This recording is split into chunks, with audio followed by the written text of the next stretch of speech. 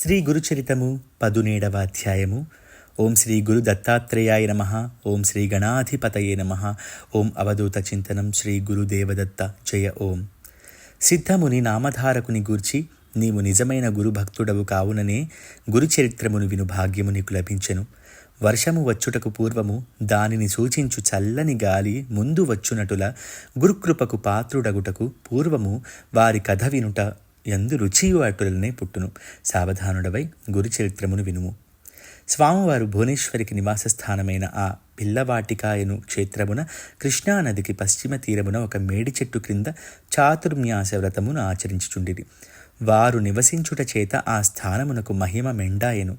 అచ్చట వారు గుప్తముగ నుండి భిక్షావృత్తిచే జీవయాత్ర సలుపుచుండిరి అని చెప్ప నామధారకుడు సిద్ధమునితో, స్వామి, అంతటి మహాత్ములు గుప్తముగ నుండుటకు కారణమేమి? భిక్షమిత్తి జీవించవలసిన అవసరమేమి అని ప్రశ్నించ సిద్ధముని ఇట్లు చెప్పుచుండెను. శివుడు భిక్షమాచరించును. మహాత్ములు తీర్థయాత్ర చేయుట ఏమి, తపమాచరించుట ఏమి, భిక్షమెత్తుట ఏమి?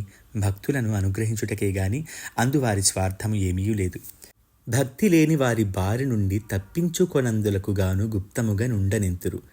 వారు ఎంత గుప్తముగా నుండదలచినను, కస్తూరి గుప్తముగా దాచినను దాచి సుగంధమిటుల వెలువడును, అట్లే వారి మహిమయు ప్రఖ్యాతమగుచునే ఉండును. ప్రస్తుతము ఈ భిల్లవటి తీరమున జరిగిన చరిత్రమును చెప్పెద వినుము.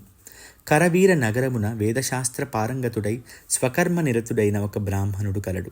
అతనికొక కుమారుడుండెను. ఆ బాలుడు మందబుద్ధి. చిన్నతనముననే తండ్రి మరణించెను. బాలునకు 7 సంవత్సరములు వచ్చెను.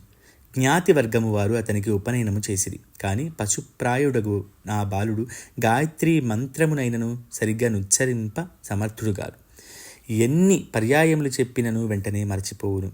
5-6 అక్షరములు గల పదమునైనను కలిపి పలుకజాలకుండెను. అచ్చటి విద్వాంసులందరూ ఆ బాలునితో, ఓరి దుర్మతి, అటువంటి విద్వాంసుని గర్భమున ఎట్లు జన్మించితివి? పాషాణముతో సమమగు నీవు జన్మించి ఏమి ప్రయోజనము? నీ పుట్టుకచే నీ తండ్రి కీర్తికి కూడా కళంకము వాటిల్లెను. పందివలే ఊరక తిని తిరుగుచున్నావు. దురాచారుడవగు నీకు యమలోకమే ముందు నివాసము కాగలదు. ఇట్టి నీవు బ్రతికియు ఏమి లాభము? పెద్ద పాషాణమొకటి కట్టుకుని చెరువులో పడి చచ్చుటయే శ్రేష్టము. విద్య గలవాని జీవితమే జీవితము. విద్య తరుగని నిధి. విద్వాంసుడు అందరిచే పూజింపబడును. వయస్సుకు చిన్నవాడైనను విద్వాంసుడు వయోధికుల చేతను గౌరవింపబడును. సోదరులు లేకున్నను విద్యయే సోదరునిగా పనిచేయును.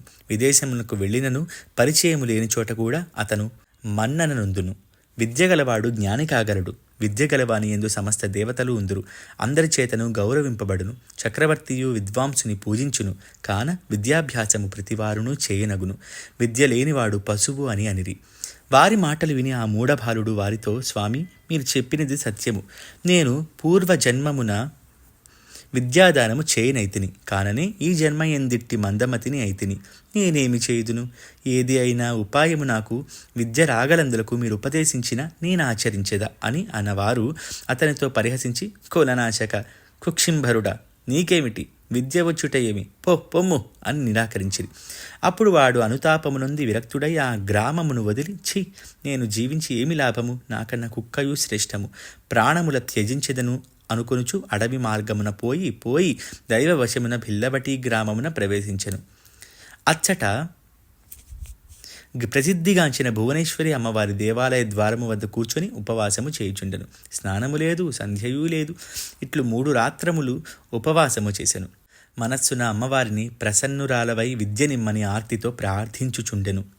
3 దినములైనను స్వప్నమందైనను దేవి ప్రసన్నురాలు కాకుండుటకు వాడు కోపించి, తల్లి, నన్ను ఉపేక్షించుచున్నావా అని చెప్పుచు ఒక పదునైన కత్తితో తన నాలుకను ఛేదించి దేవి పాదముల ముందుంచి, ఇంతియే కాదు, నీవు ప్రసన్నురాలవు కానిచో రేపు నా శిరమును కోసి నీ పాదముల యందుంచెదను అని శపథము చేసెను. భువనేశ్వరి అతని యందు జాలికలదే స్వప్నములో దర్శనమిచ్చి, ఓరి, నా మీద నీకెందులకు కోపము? సాక్షాత్తు శివావతారమైన ఒక మహానుభావుడు ఈ కృష్ణానది పడమటి తీరమున మేడి చెట్టు క్రింద కూర్చొని ఉన్నారు. నీవు వారిని శరణు పొందుము, నీ కోరిక తీరును అని చెప్పి అంతర్ధానము నొందెను. వెంటనే ఆ బాలుడు మెలకువనంది సంతోషముతో నదిని దాటి అనాథరక్షకుడగు స్వామివారిని మేడు చెట్టు క్రింద చూచి వారి పాదముల యందు శిరముంచి నమస్కరించెను. వెంటనే స్వామివారు ప్రసన్నులై అతని శిరమున తమ హస్తముంచగా తెగిపోయిన నాలుకయు సరిగా వచ్చెను. వేదశాస్త్ర పురాణ తర్క వ్యాకరణముల యందు గొప్ప పాండిత్యము కలవాడయ్యను. కాకి మానస సరోవరమును సమీపించినంతనే రాజహంస ఎట్లగునో అట్లే స్వామివారి హస్తస్పర్శ మాత్రముననే వాడు పండితుడయ్యను, లోక పూజ్యుడయ్యను. స్వామివారి ఆజ్ఞ గైకొని వాడు తన గ్రామమునకు వెళ్ళి ఇహపర సౌఖ్యముల నొందెను. ఇది శ్రీ గురుచరిత్రమున 17వ అధ్యాయము సమాప్తము. దిగంబర దిగంబర శ్రీపాదవల్లభ దిగంబర.